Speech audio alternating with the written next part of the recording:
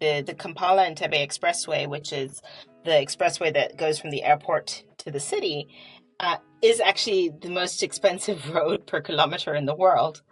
And if you and if you drive down that road, there's not very many places you can get off the road. So it's not actually it's not performing the job that a road that should open up jobs, that should open up investment should perform. Because if you want the road to do that, then you need ways to connect to the road. That's not just from the beginning and the end, right? We need to have that foresight that if we're going to invest that much money, how many jobs is it going to create? Who is it going to connect? What is it actually going to do? And right now, it seems in a lot of places in the continent, we don't think like that. Rather, we just invest the money and then accumulate the debt. But because there's a lack of growth and productivity associated with that debt, we don't increase our tax intake. We don't, and then it leads to challenges in how to repay the debt. So when you look at urbanization, what's a lesson that you think that China can also learn from Africa? Because we want it to be a two-way street. What lesson China can really take into different African cities? Because so far, when you look at many African cities, we have our own challenges, but so far we haven't exploded yet. We're still there. We still somehow manage our resilience. We still manage to be there, present, resilient in those under circumstances. So we gotta be doing something right in a certain extent. So what are we doing right?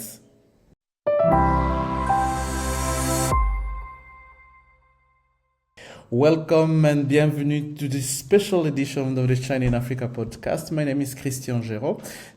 I'm the Africa editor of the China Global South Project, and today we have one of those special editions where we mix the China in Africa podcast plus the conversation in China Africa, where I receive different guests where we talk about different issues related to China engagement in Africa and related to China presence and how it all matches together. And today we're going to be talking about something quite interesting. I think that we've never covered this kind of topic before.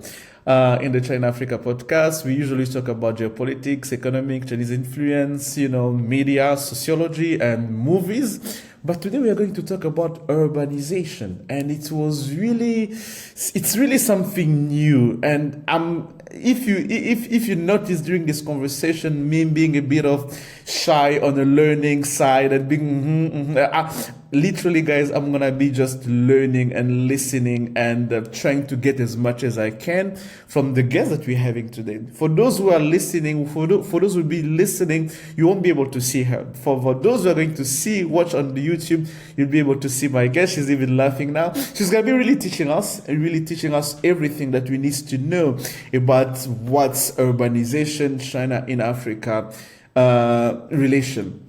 So I'm going to get you to how I get to find Astrid, as she's going to introduce herself later on. But I'm going to tell you how I got it. So I was reading, what we do when we do our research, and I found this article. It was really, really interesting. The title was like, Urbanization, what African city can learn or cannot learn from China. I was like, wow, interesting. Because what are we talking about here? And I start reading the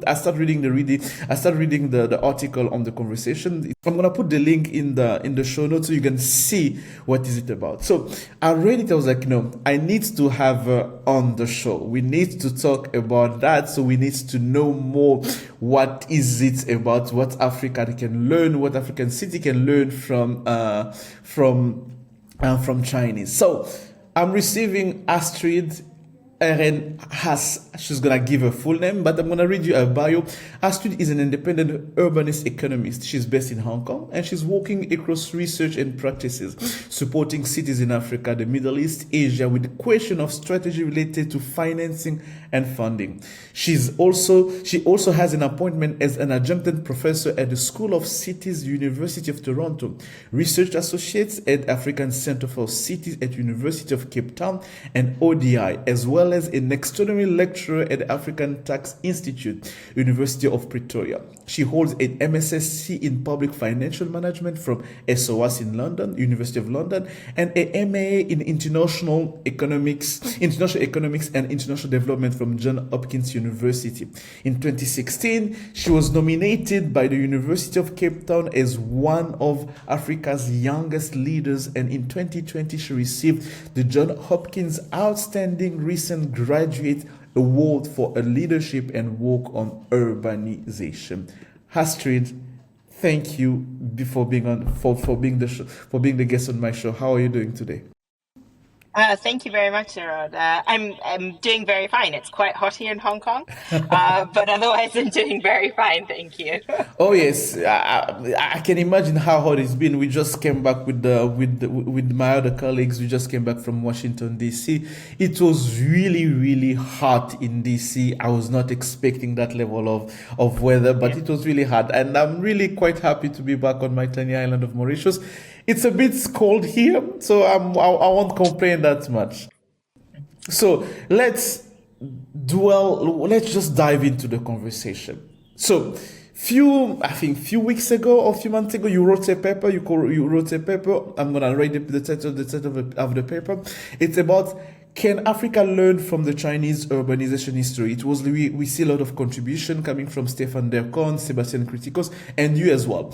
You wrote that paper, and on the conversation where I was like reading your paper, the title was like African urbanization: what can and can't be learned from China about growing cities in Africa. So when we look into China-Africa relation, it's a space. There is one space where China has been really present in Africa. It's a space of infrastructure development where China has been financing infrastructure, roads, bridges, school, and everything in many African cities. And many African cities today have changed, and we have to admit that, have changed because of China has put billions of dollars into building those infrastructure. So when we look at that, on the other hand, we also look on how Africa is grappling with a growing population, people living rural area, coming in urban cities, creating slums in many cities. You have Kinshasa, you have Nairobi, you have different places where you have all those issues happening.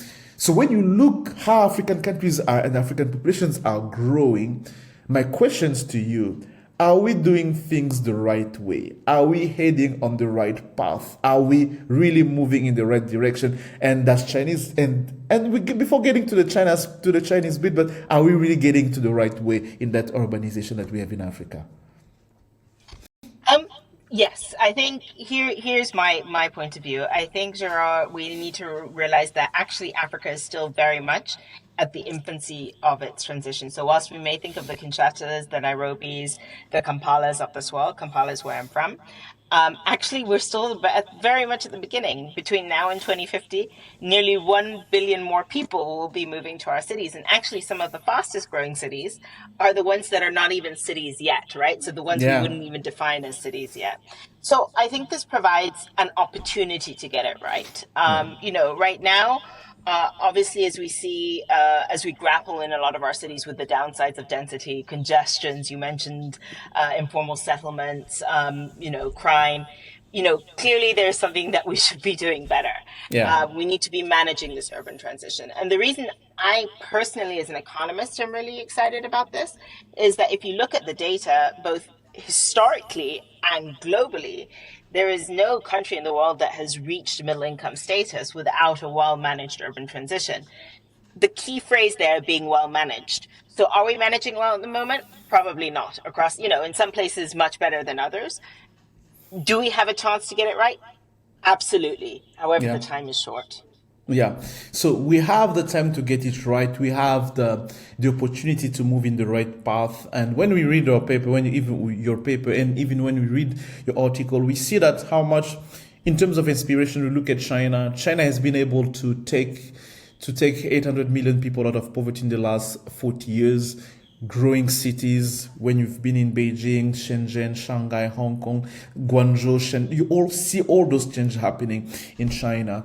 And you kind of wonder how China has managed to really do that, because we are talking about 1.4 billion people today at the scale of one country. When you talk about Africa, it's a bit more than that, but it's scale in the continent. So many African countries have to deal with a much slower population, a much slower growing population that China had to deal with. So just let me go straight to the point of to the title of your paper. What can we learn from Chinese urbanization?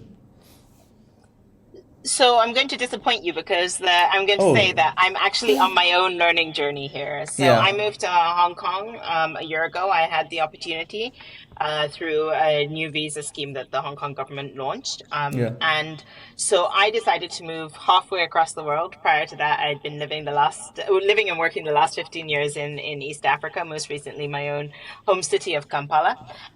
But you know, the reason I did this and the reason I'm sort of reflecting on this right now is that a lot of the learnings we take are from the what we call the global north. So Europe, UK, US, Canada. These countries urbanized much earlier and in yeah, a much different global environment than what we are urbanizing in now. You just have to imagine that, you know, we're at the heart of globalization, capital flows, people flows, technology, data, all of this. Yet the place that urbanized most rapidly before us uh, is China and generally Southeast Asia more broadly. Why are we not trying to understand and take lessons from there to be able to adapt? Now, when I say take lessons, I think I just want to, and I highlight this in my article, I am not saying what do we do like one for one best practice and models. China, other Asian countries have very specific histories, and as you noticed, China is one country, and Africa is a diverse one, continent, exactly. 54 countries, a lot of cities. So the question becomes, you know, can we generate new ideas? Can we spark thinking? How did China really manage to create models that suited its local context? And some of these I highlight in the paper. But what I'm interested in doing more now is unpacking Yeah, what actually happened. yeah, Um, and that is sometimes to be able to gain new ideas, but it's also similarly sometimes to dispel some myths that exist about the China story, because sometimes the China urbanization story is presented as it was like from one day to the next and everything yeah. worked.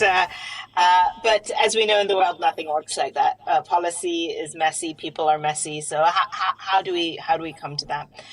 So that's what the learning journey I'm on right now. But I think there are maybe if you for some things that maybe be interesting is this part about infrastructure. Yeah, How did China finance these massive infrastructure investments, right? So, for example, there was hardly any rail network to speak of just about maybe 10, 20 years ago, and now it has the biggest high-speed rail network in the world, right? yeah. That's an incredible transformation. It requires a lot of money. How is the Hong Kong government setting up its metro system that is one of the only self-financing metro systems in the whole world, right? Most other public transport systems require large subsidies from the government to operate. These are the questions that I am pursuing right now to be able to really grapple with these pieces. Okay. So my question to you is like you mentioned the global north, those places where there've been urbanization before. People will be looking at will be looking at this and will be like, Africa has been colonized by countries in the global north. Our institutions, our settings, our urbanization model have been most of it really built on the global north in terms of progress, in terms of processing. But why are you looking into China in terms of model, in terms of learning path, in terms of learning experience to see how us Africa can improve our urbanization process? Oh, I very much agree with that sentiment. And part of the challenges we have in managing our urbanization process across Africa is that we're managing it within legal, institutional, cultural, historic frameworks that don't reflect what our society needs and requires at the moment, right? And so I Exactly. Yeah. do think we need to break out of these notions and rather than perpetuate the current frameworks that we have. But the problem is we keep the frameworks that we have, we keep the practices that we have because we don't think of new ideas, we don't present alternatives, we don't present other ideas. Now, one of the things that is really interesting about China is that people think of it as a very centralized government and country, Yeah. which, you know, arguably it is. But during its urbanization process, part of what characterized it is that it allowed local governments to experiment. to figure out what would work locally. In fact, they were incentivized to experiment. Local bureaucrats were incentivized to try and find things that would work in their local contexts, right? We don't do enough of that in the African context. We try and control with antiquated processes that are not well suited. So can we replicate some of that experimentation process? That doesn't mean that we end up with the same models that China worked with, but the process of experimentation, I think, is a really powerful process that we can adopt.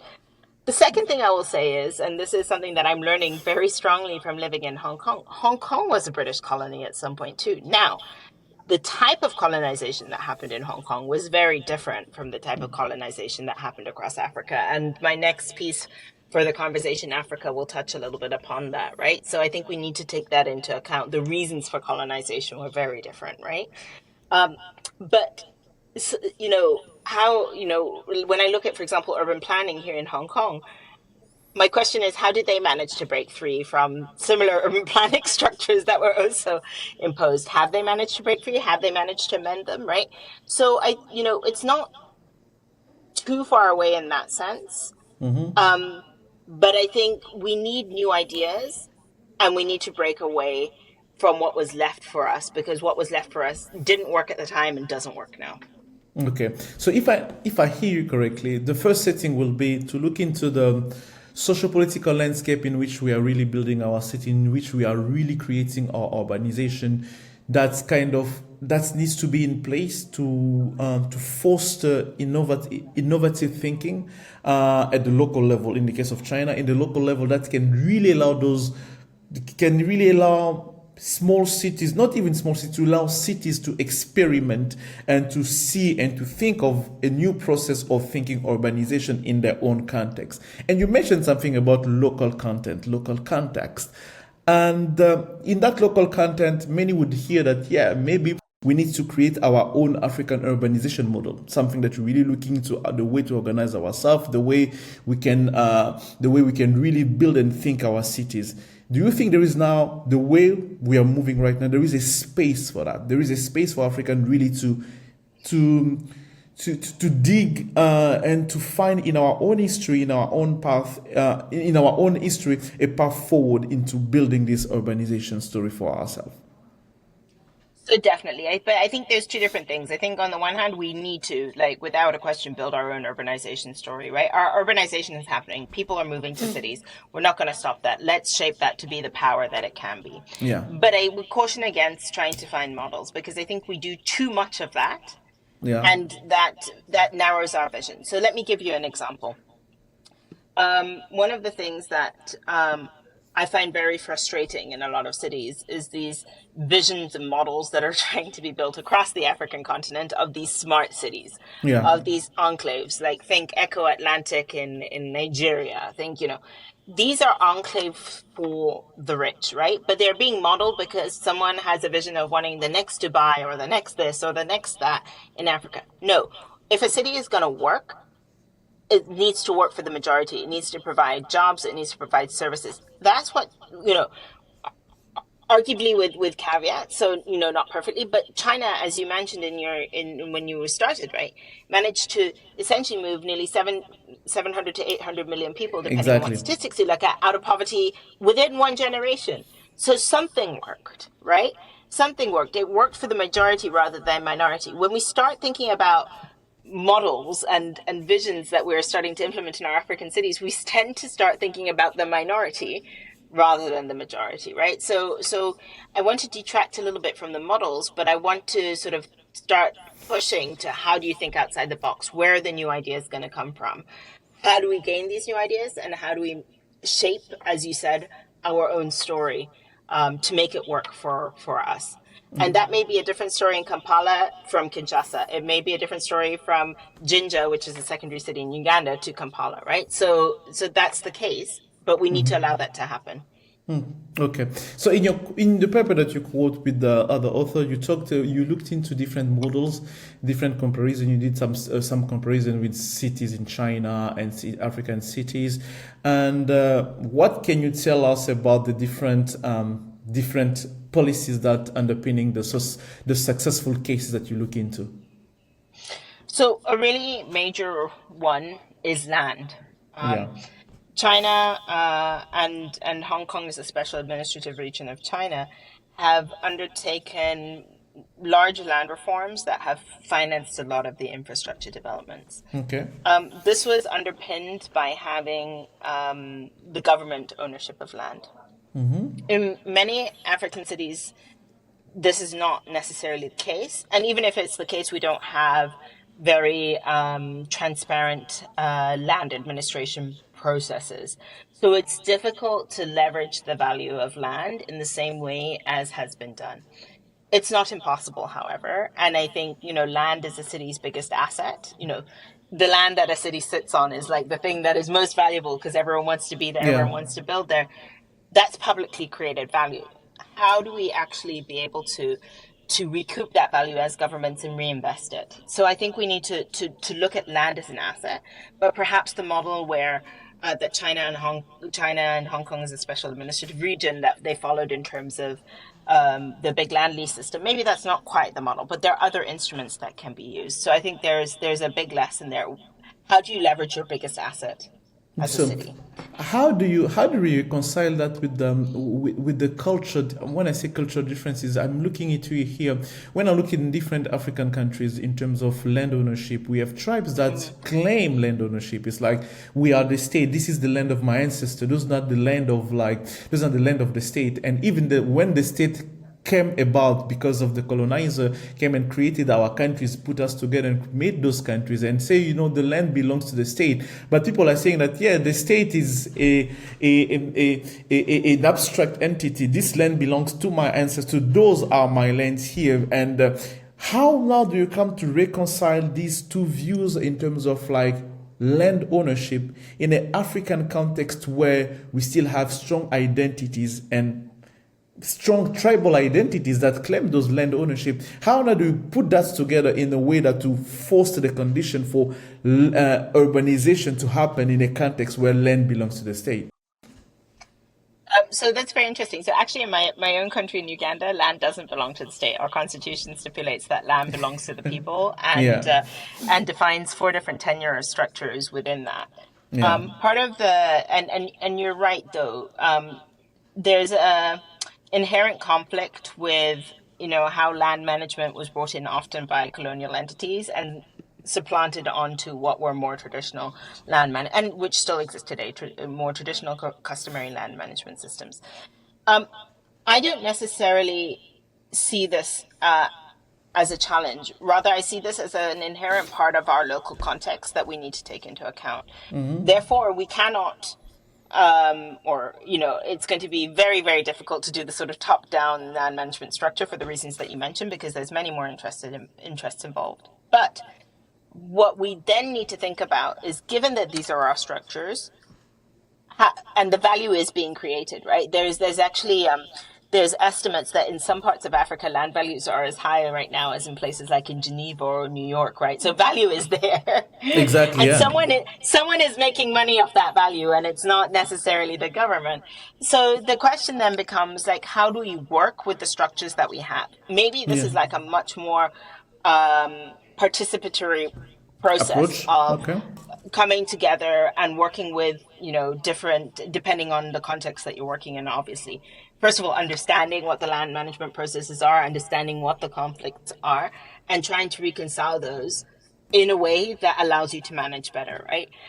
We do too much, and again, I'm speaking mostly from my own experience working primarily in East Africa. I worked around Africa, but I'm from Uganda, and we do a lot of top-down imposition still.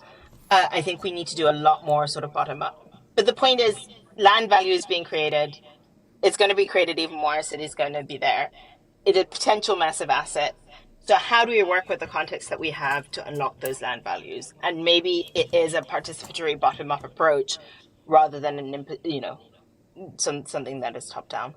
Yes. In your paper, you also mentioned about the critical roles of infrastructure and public services as a key element to the successful cities that we see in China and elsewhere as well. So when in my introduction, I also mentioned the fact that One of the area where Chinese engagement in Africa has been really present and active is the area of infrastructure building in Africa. We saw that in Nairobi, the Nairobi Express Railway. We saw that in Kinshasa with different boulevard built in Kinshasa and Lubumbashi. We saw that in Uganda with Entebbe Airport. We saw that all over Africa in different spaces in Africa.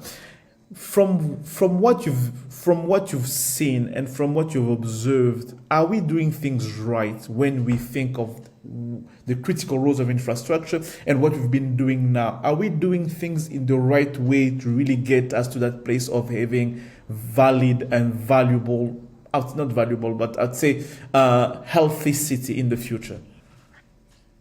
So a couple of thoughts there. So another part of what I want to explore here, this is part of my future research, is I want to understand a lot more about Chinese investment that is happening in Africa from the China perspective. Because as you say, it's shaping our cities. It is actually pretty much the largest investment that's happening there.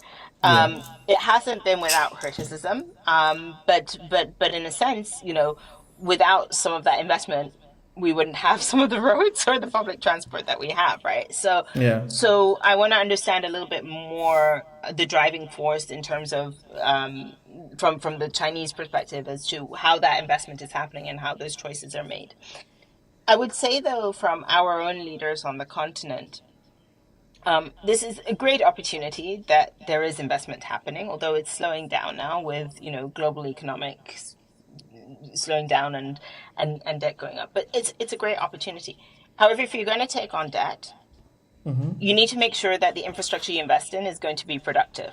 Yeah. And I think some of the choices that have been made about how to direct that money, let me speak from my own context, for example, in Kampala, like the Kampala and Entebbe Expressway, which is the expressway that goes from the airport to the city, is actually the most expensive road per kilometer in the world.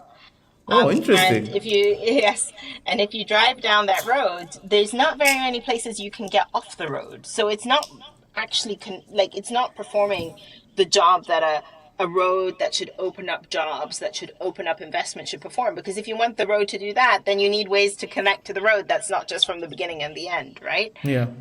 We need to have that foresight that if we're going to invest that much money, how many jobs is it going to create? Who is it going to connect? What is it actually going to do? And right now, it seems in a lot of places in the continent, we don't think like that. Rather, we just invest the money and then accumulate the debt. But because there's a lack of growth and productivity associated with that debt, we don't increase our tax intake. We don't, and then it leads to challenges in how to repay the debt.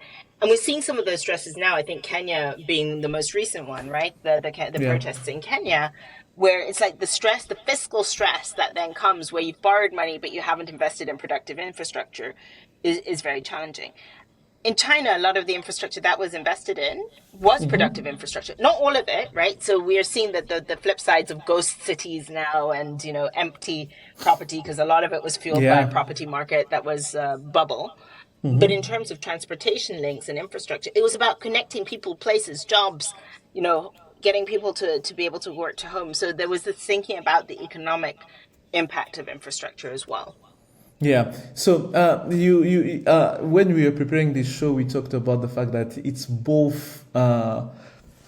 a both way process where Africa can learn and China can also learn because we also have our own specific, our own experience, our own challenges, and we also do things in a certain way that can be also learned from other places. We talked about that in our different project in the China Global South. We talked about climate change and an internal process, how African really indigenous knowledge that Africans are putting on the table when it comes to climate change, Yeah. resilience, and everything. So when you look at urbanization, what's a lesson that you think that China can also learn from Africa? Because we want it to be a two-way street. What lesson China can really take into different African cities? Because so far, when you look at many African cities, we have our own challenges, but so far we haven't exploded yet. We're still there. We still somehow manage our resilience. We still manage to be there, present, resilient in those under circumstances. So we gotta be doing something right in a certain extent. So what are we doing right?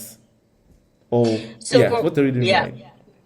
No, I mean, we're doing a lot right, and particularly at an, individually collective level. Like, as you Yeah, said, there's an incredible resilience, an incredible state of entrepreneurship and innovation yeah, that exists in African cities, um, people who are having to come to the cities and find ways to be able to not just um, not just survive but thrive yeah, in pretty harsh circumstances.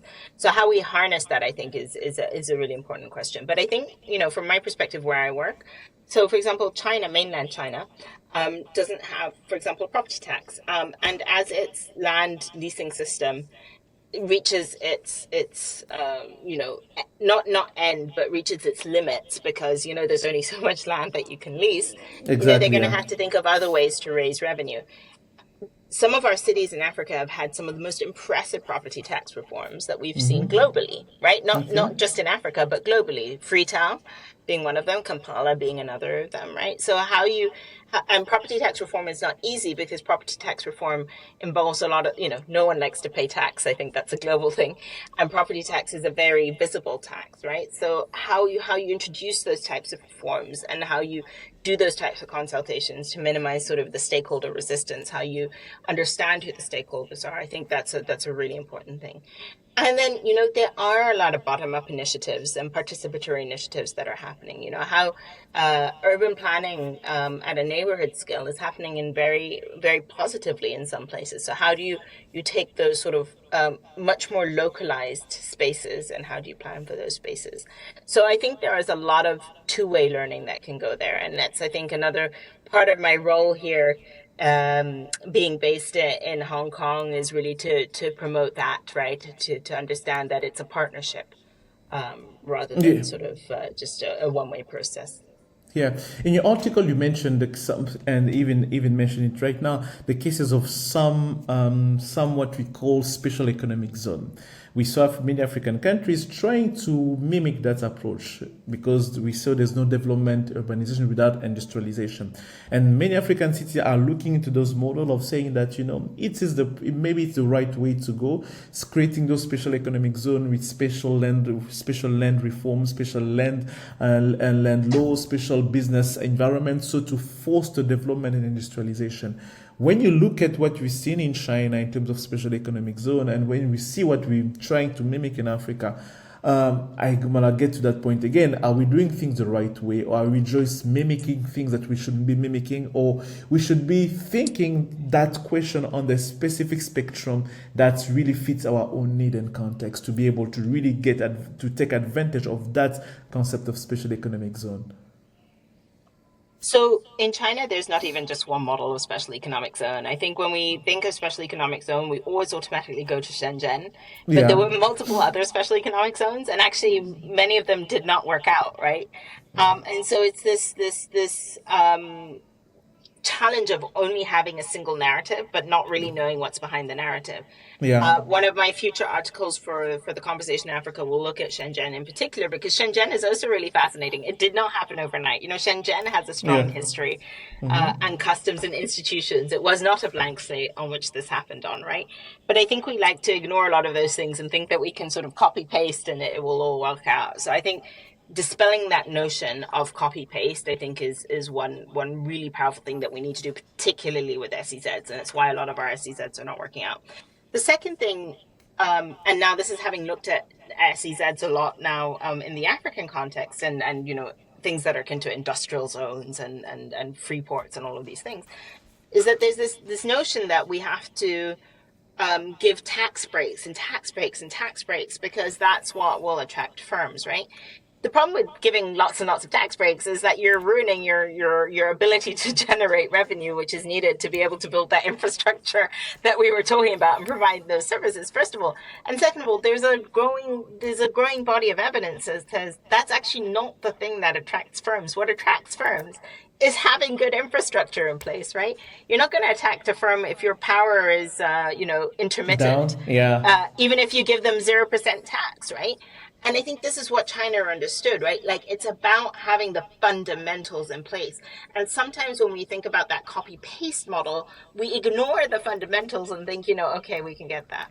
And so I think what we need to, we need to unpack these stories a little bit more to show that it wasn't just a sort of straight line, they did this and then it turned out wonderfully. But we also need to understand that whilst in the African context, we do have the opportunity to leapfrog some things, right? So we talk about, oh, we can leapfrog, we have mobile phone technology, digital. Yeah. That's true. But we cannot leapfrog the fundamentals. We need working power.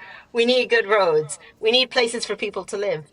These are just fundamentals that we have to have in place. Without those, we're not going to get investment. Yeah. In your paper, you mentioned few cases. You look into different few cases in Africa, and you talked about Uganda, Nairobi, Shanghai, and everything. Can you tell us? Can you take us one of the cases where what we can learn from one of those cases, either being the Uganda cases or the Nairobi cases? What are the lessons that we can draw from those experiences, those case studies that you've mentioned in your papers? Yeah, I mean, I think all of those so the way the paper was done, this was a paper that was done actually pre-COVID. It was the initial start of thinking around this, where it was done in conjunction with researchers from China. So the China researchers did the case studies on the Chinese cities, and then myself and colleagues we looked at the case studies of the various African cities. And I think we chose the different case studies to be able to illustrate different points.